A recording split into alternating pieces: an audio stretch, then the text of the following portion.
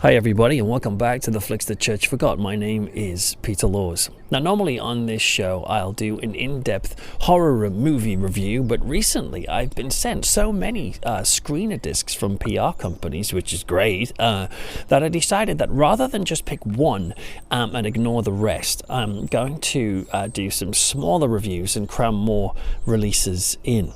So join me as I give you a roundup of a bunch of horror movies that have either just been released in the UK or are just about to be released, and many of these are available worldwide. Tonight I'll look at The Mutilator, $5 for an August Moon, and Profondo Rosso, all from our video.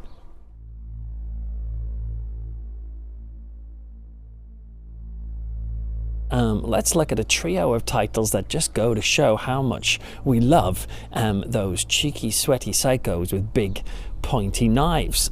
First to run amok is The Mutilator. It's a film that was also known as Fall Break, which frankly would have been an incomprehensible title to many people outside of the United States at the time. Anyway, it's a fun and it's a freaky slasher film from the mid-1980s, which starts like a homemade episode of Casualty. For anyone who's not seen Casualty, it's a UK BBC soap opera drama that's set in a hospital, and it always starts off with a sort of happy situation that you know is going to end in catastrophic bloodshed. I feel like things like Casualty is a show that it's like a horror show for people who say they don't like horror, but they really, really do.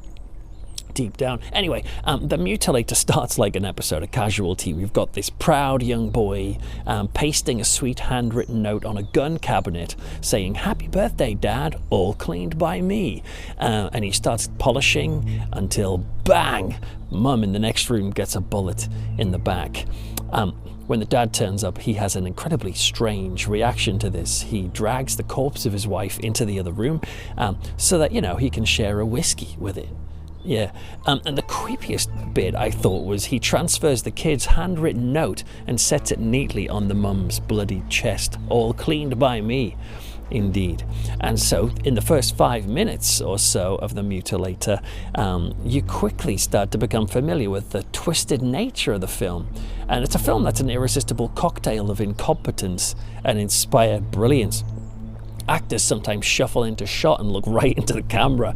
My favourite moment is a couple of old shopkeepers in a store who lope into a scene and talk while trying to keep their laugh in, and every now and again their eyes swivel towards the lens. It's really funny. But despite these moments of amateurism, you suddenly spot scenes that are very well framed and quite artfully shot. It's also quite a subversive film in some ways, particularly how it subverts gender stereotypes. It turns them on their head. Plus, and this isn't to be sniffed at, the film has actual real-life suspense. There were moments in this when I felt my heart rate going up, which is a pretty decent achievement for any movie. Now, the gore here is pretty intense at times, so if you're into that sort of thing, I'd say the film really delivers. In fact, there are some brutal moments in this, one in particular that still has the power to shock today, and it's one of those moments that you think is intense now, but then you think, oh my word, imagine how much more shocking it would have been, back in the day, in Britain with Nasty's moral panic going around. Anyway, The Mutilator's a good example of a so-called throwaway movie that's been sticking in people's memory long after many big-budget Hollywood movies have just gone by the wayside. Now, Arrow released this with a whole bunch of great little treasures, some of them shot on home video, and it's just fantastic to think that we're living in a world where we can access the screen tests on VHS for the people who were in this film. I think that's just a cool example of living in the modern world. I'm sure there's lots of other things, like medicine and all that stuff, but the fact that you can see screen tests of obscure exploitation movies is one of the great things.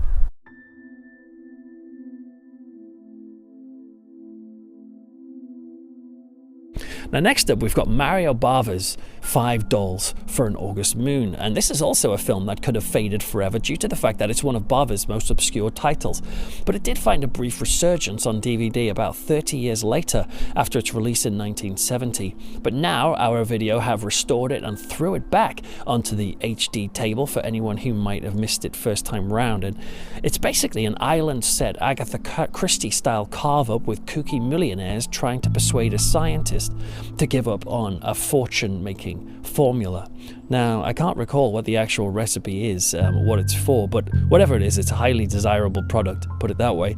And this millionaire group keep slapping checks in front of this scientist, trying to get him to sign this stuff away. But this scientist just he's too cool for school. He's he's a bit of a Trappist monk when it comes to money. He rejects the lure of filthy lucre, so he says no. But anyway, while all of this is happening, people keep getting murdered and cropping up in sealed plastic bags.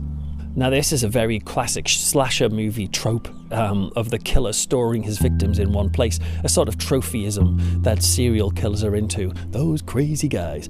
Anyway, Bava's visual flair means there's plenty of sweet stuff to look at, not least Edwige Fenech. Is that how you say her name? Anyway, she's pretty gorgeous.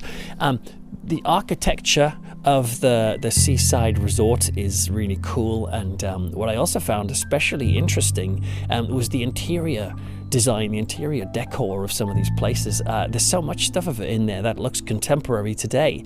The huge circular lampshades, for example, are currently in a few coffee shops that I know nearby. So yeah, it's a lovely looking film. However, let me be frank, I found it to be on the whole a bit tedious and slightly confusing. There's one thing you can do to liven this film up though. I recommend playing the Mario Bava drinking game to add to the fun. Basically, all you have to do is have one drink every camera zoom, and voila, you and your friends will be paralytic within the first 11 minutes. Seriously. Watch the first 11 minutes and count up the zooms in this, and you will be snorting, laughing into your sleeve. Woo.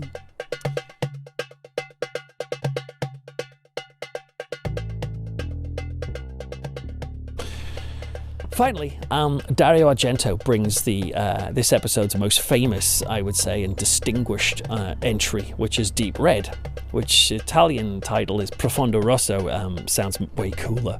I doubt there's anyone out there who hasn't tried a Dario Argento giallo film, but if somehow this has passed you by, then this is an ideal introduction to the director's style. The gliding cameras here, the badass progressive soundtrack, the close-ups of gloved hands, flashing blades into the camera like a horror version of those bits on the A-Team. You know, when they would build stuff and you'd get BA blow torching a steel plate to a hearse. It's like that. The brutal yet somehow still tasteful violence, it's all here. Plus, there's the convoluted but fun crime fiction plot that blends these sorts of films into some sort of netherworld between horror and thriller. It's a giallo also that heralds Argento's welcome first treads into more supernatural territory. His masterpiece, Suspiria, was to follow, but I think there's times you can taste that film deep inside the red here.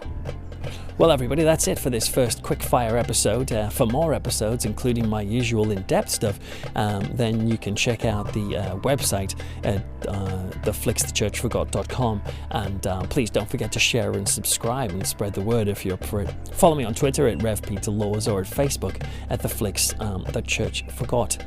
Join me in the next episode where I'm going to be reviewing a really interesting release, again from Arrow Video, called The American Horror Project.